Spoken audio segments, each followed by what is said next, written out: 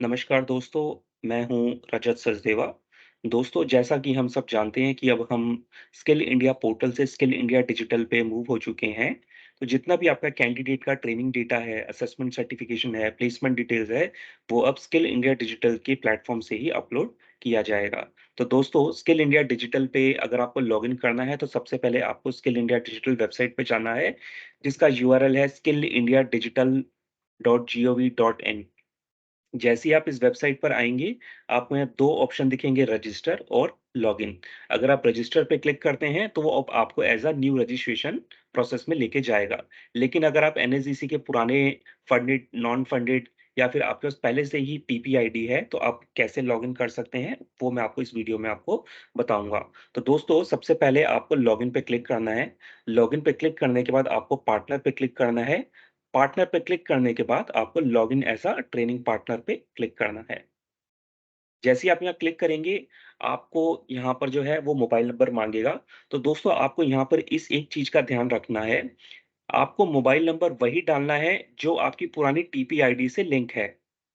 जिसे पहले skill India portal पे जिस टीपी आईडी से आप लॉगिन करते थे, वो किसी न किसी मोबाइल नंबर या ईमेल आईडी से रजिस्टर्ड हुआ होगा। तो वही मोबाइल नंबर यूज़ करते हुए आपको यहाँ पर लॉगिन करना है। ये भी पॉसिबिलिटीज़ हो सकती है कि जिस मोबाइल नंबर से आप रजिस्टर्ड थे अपने पुराने टीपी आईडी से, वो व्यक्ति अब या तो आपकी ऑर्गनाइज़ेशन में नहीं है या छोड़ के जा चुके हैं, तो आप एनएसडीसी के स्पॉक से कनेक्ट कर सकते हैं और उनको रिक्वेस्ट कर सकते हैं कि ये पुराना जो मोबाइल नंबर यूज़र था, ये अब हमारी ऑर्गनाइज़ेशन में नहीं है और नया मोबाइल नंबर को अपडेट करना है। उसके लिए आप अपने स्पॉक से बात कर सकते हैं। तो दोस्तों, अब मैं आपको लॉगिन करके बताता हूँ कि आपका स्किल इंडिया डिजिटल पे डैशबोर्ड कैसे दिखेगा। मैं अपना मोबाइल नंबर जिससे मेरा टेस्टिंग यूज़र आईडी रजिस्टर्ड था, वो उसपे मैं अब जाऊँगा, कंटिन्यू पे क्लिक करूँगा। तो दोस्तों, जब आप फर्स्ट टाइम अपने रजिस्टर्ड मोबाइल नंबर से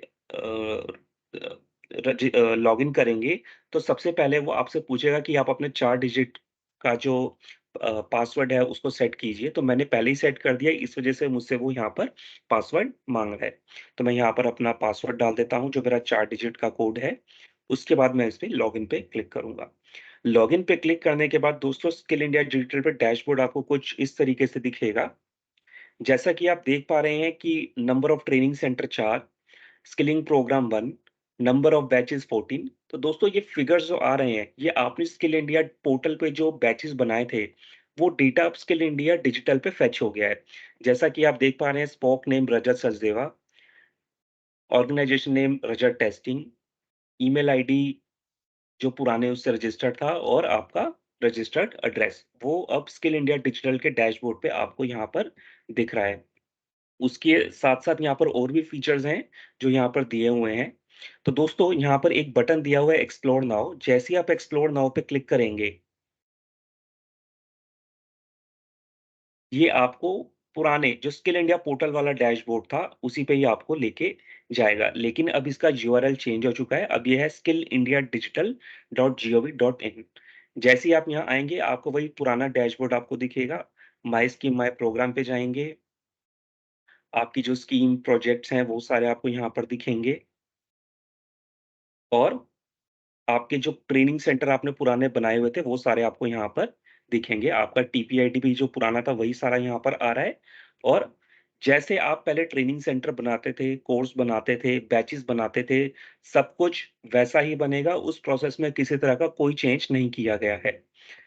तो दोस्तों, स्किल इंडिया डिजिटल पे अगर आपको लॉगिन करना है, तो आपको यहाँ पर आप